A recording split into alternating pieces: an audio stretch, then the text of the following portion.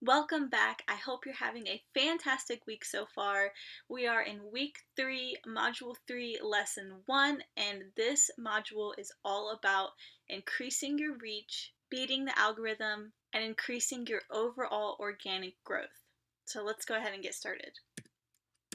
So, like I told you guys, I'm in quite a few Facebook groups for Instagram, and I noticed a lot of people posting that their reach has significantly dropped over the past few weeks, and that they've also lost hundreds and even thousands of followers. So this got me thinking, okay, what's going on? If this is happening to a lot of people, there's got to be something going on with Instagram. So I did a little digging, and Instagram made some major updates to the algorithm for 2020. So Instagram is not just a social media platform anymore. It is a business. And just like any other business, they need to make money. So Instagram's goal is to monetize the app. And how do they do this? They do this by getting people to spend more time on Instagram. That is their goal. So, how do you think they get people to spend more time on the app? They don't. They use you to do this, which is why the algorithm favors accounts who utilize all of their features. So, how can you get algorithm favor and make sure that your work gets in front of your audience? You utilize all of their features. When Instagram sees that you're utilizing their features, you're keeping your audience engaged, you're keeping them on the app longer, they are going to give your posts algorithm favor, which means they are going to put it in front of more and more people. So, here are a few specific things that you should be doing. You should post at least once a day. Now, we talked about this earlier in the previous modules where if you're posting just photos of you, it's good to post just once a day. But if you're posting like quotes, memes, anything like that, along with lifestyle photos, or you're just posting quotes and memes, then you should be posting maybe 3 or 4 times a day. The next thing you should do is go live a few times a week. Now, this was a challenge for me in the beginning.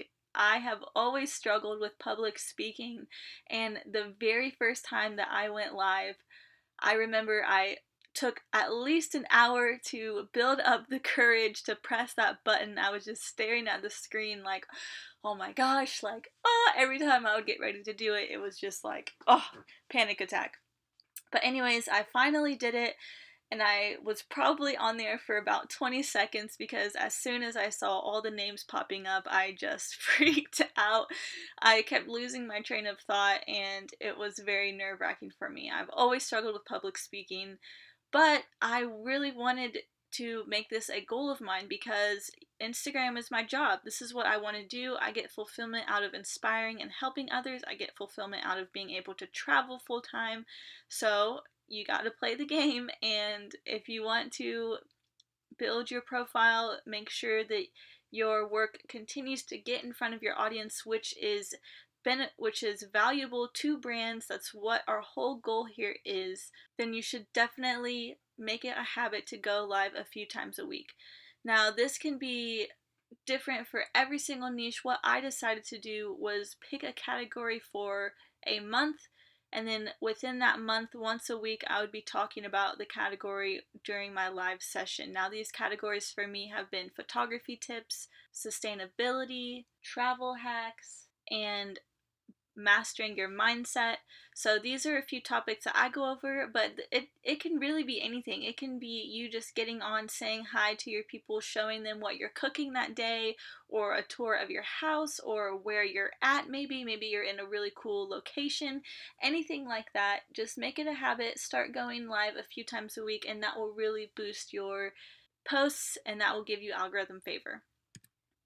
The next thing you should be doing is posting IGTV at least once a week. You don't have to do this all the time, but post an IGTV once a week. For me, I do editing tutorials, I do photography tips.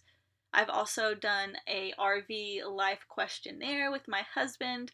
So it can be anything. Just really try to brainstorm maybe at the beginning of the month 4 topics that you can post an IGTV about. That's all you need to do just once a week, and that will really boost your post and give you algorithm favor as well. The next thing you should be doing is showing up on your stories every single day. We talked about this too. I'm also going to go in and dive into what you should include in your stories and how to get more engagement on them later on, so we'll cover that. Another thing that you can utilize is the close friends stories. So I noticed when I started using these, even though it doesn't show the close friends stories to everyone, it gets added on to the end of your regular story post, so it boosts the regular one even though it's not showing that to everyone. So like I said, if you utilize all their features, Instagram likes promoting themselves, their features, because they want more people to use those. So they're going to promote people who are using those. They're going to show your work to more people, which in turn is going to increase your growth overall. You should also be replying to your DMs. Now, you don't have to do this as soon as they come in, but I do, if I post a photo, I make sure that all my DMs are answered, either before or right after I post. You also want to reply to your comments. Lots of engagement equals more algorithm favor, and that is what this whole lesson is about, is increasing your chances of getting your work in front of your audience and making sure that it gets seen. And when your posts do well with your audience and the algorithm sees that your audience is engaging with your work, then there's a bigger chance that your work is going to end up on the explore page, which is just magnificent. That means more and more people are going to show up, and if your content is good, it doesn't fall flat, it doesn't lack substance. If you're posting good quality content, people who see this will convert and you will get more followers. So this next section we're going to talk about hashtags. Now, I have read so many posts on hashtags, what to do, how to research, and to me, it just seems really, really time consuming. So I'm going to share with you guys my best hashtag hack. This has taken my hashtag reach from 200 to 20,000 with only 5,000 followers. It's insane. I definitely recommend using this. But first, I want to say that you need to use hashtags that your ideal audience would use. So if you're a travel niche, then you would want to use hashtags that are travel related. You want to use relevant hashtags that speak to your audience, something that they would look up themselves, so that way your post shows up when they do. So my biggest hashtag hack is displaypurposes.com. It's by far the best resource I've found. It's very, very simple to use. It's free. I just saved this in my notes for easy access. So all you have to do is type in your niche, topic, location, or combination of the three, and it gives you the best hashtags to use. It does use a mix of popular and not popular hashtags, which is the best strategy to use because you want to use a mixture of both. The popular hashtags are going to get you more viewers. When you post it right away, you're going to show up. But then the smaller hashtags will actually help you build up so that more people in the bigger hashtags will see you, if that makes sense. So the smaller ones will help you get seen more. If your content is good and it's quality, people are engaging on it, you're going to show up at the top of these smaller hashtags. And when you do that, you'll get more people, which in turn will help you build up on the bigger ones. So again, all you do is type in your niche, topic, or location, which I do all three of these.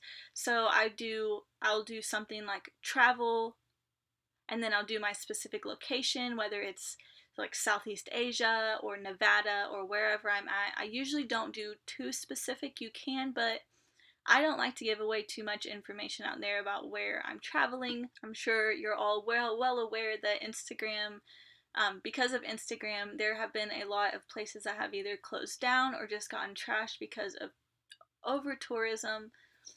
So I like to do a broad location. However, if you're in the fashion niche, then it doesn't really matter, and I think using a more specific location could actually help you a lot. So just be aware of that. And then for my topic, I'll do something like sustainability, or if I'm posting a product, I'll do like hiking boots or something along the lines of that people are going to look up that are in my niche. And then the last tip that I have for you is don't overuse your hashtags. And if you do, make sure you delete them from your previous post. because Instagram sees this as spammy if you're using the same hashtags over and over and over, so they'll actually shadow ban you if they see that you're doing this. So in order to avoid this, I usually just change up my hashtags. Instead of doing a travel niche, I'll do explore or outdoors or something along the lines of that, and obviously the location isn't going to be the same every time since I am in the travel niche. I'm usually posting from locations all over, reusing old content. So you can either do that, or if you are using a lot of the same hashtags, all you have to do is delete them from your previous post. However, that does make it so that that post can no longer be seen from those hashtags. So this is totally up to you how you do this, but that is my hashtag brief. Now let's go ahead and move on to the next topic in this session. So we're going to talk about posts in this section, which we've kind of already gone over. We've gone over what you should put in your captions and everything like that, but we're going to go just a little more into it. So people relate to content that reaffirms who they are or how they behave. This is the content that typically does really, really, really well on Instagram, which is why I think it's so important to be open, to be honest, and to be real, be you in your captions. Share that with people. They will relate. We're always trying to build emotions. Like I've said before, we're emotional creatures. We act on emotions. So if you can pull that out of someone through your captions or your photos, then more people are going to react, which overall is going to increase your algorithm favor and your organic growth. So another good way of seeing what works is identify accounts who are really good at this and analyze them. So something I want you to do this week is find 10 accounts who you love, who you always look forward to seeing their stuff, and are typically on the larger side, so maybe 100,000 and above. Check their best performing posts, see what they were, and try to recreate that in your own way. You want to be creating content that people are conditioned to like. When you do this and you recreate something that has already proven to do really well, people will be compelled to share and like your post, and that's what companies care about the most, right? Now, one really interesting thing about all of this is that if you go on the Explore page, you'll see that the algorithm shows you stuff based on posts you've shared, posts you've saved, liked, all that kind of stuff. So if you really narrow down your niche and share relevant content, it will start showing that to your ideal followers. So take notice of the things that you share and you save and like, and again try to recreate that in your own way. Another thing you can utilize is Instagram Insights.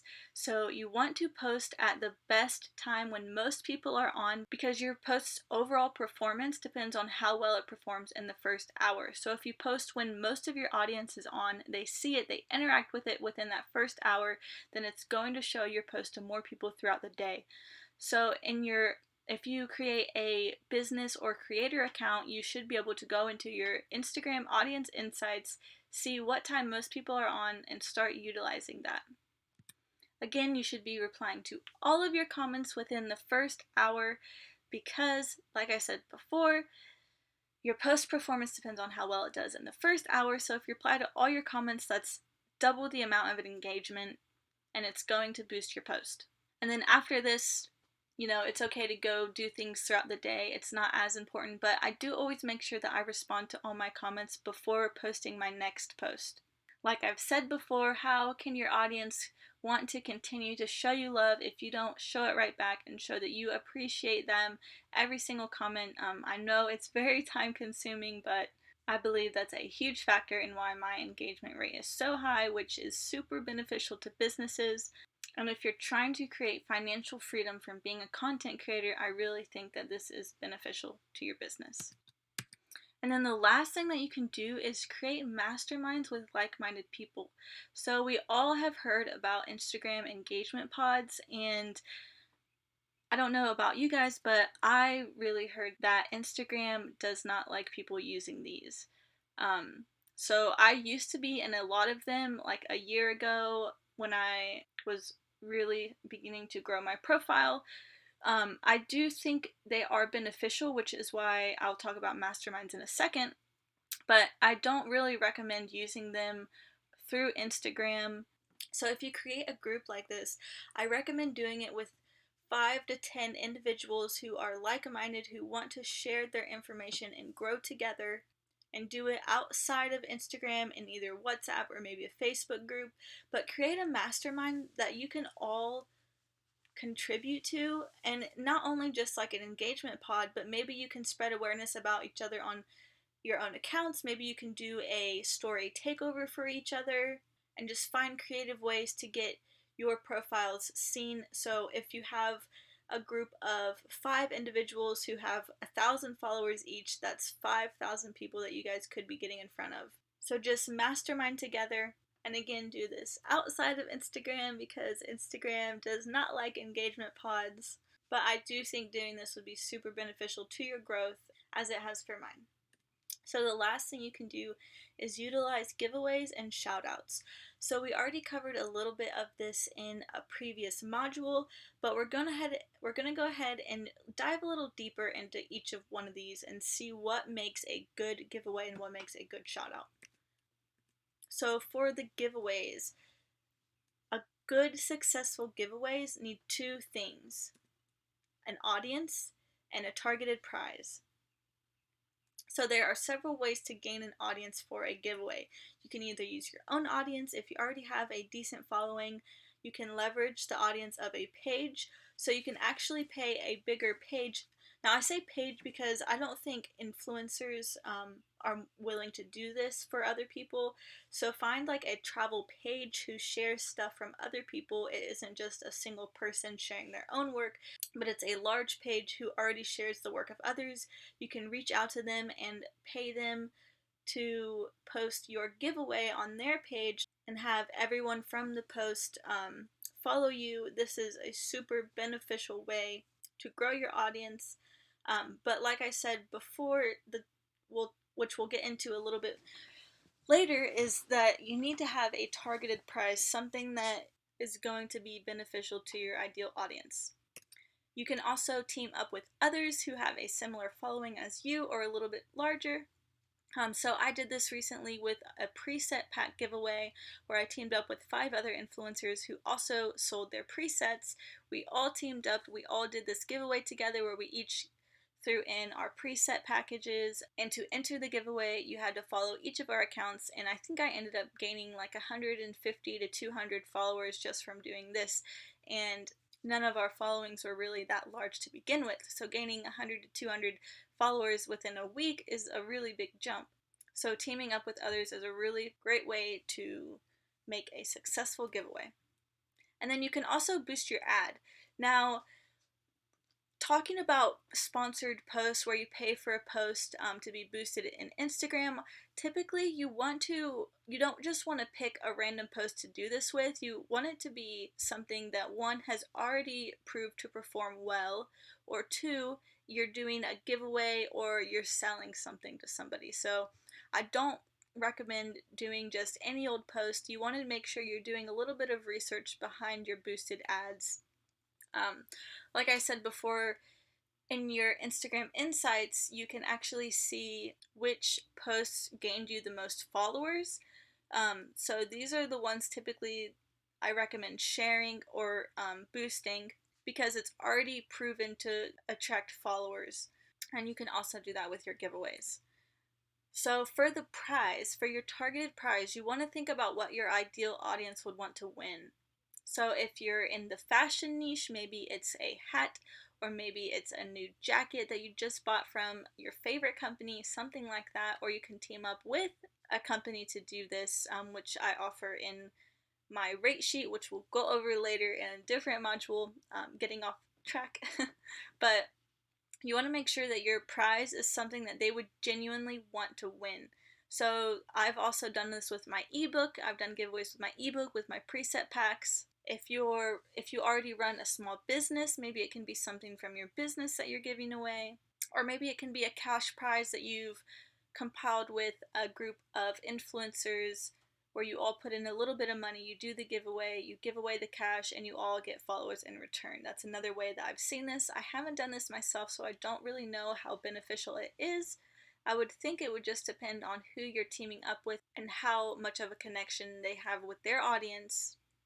Um, but I have seen this done multiple times, so I do think that it does have some sort of payback from doing this. So this is my giveaway brief. Let's go ahead and move on to the next topic. So now we're going to go over shoutouts. Within shoutouts, you can pay larger pages, and I say pages again, not influencers. You can pay larger pages with the same audience demographics to shout you out. Now, this can be very beneficial, but I wouldn't just reach out to them and say, hey, can you shout me out? Because most of the time they aren't going to do this.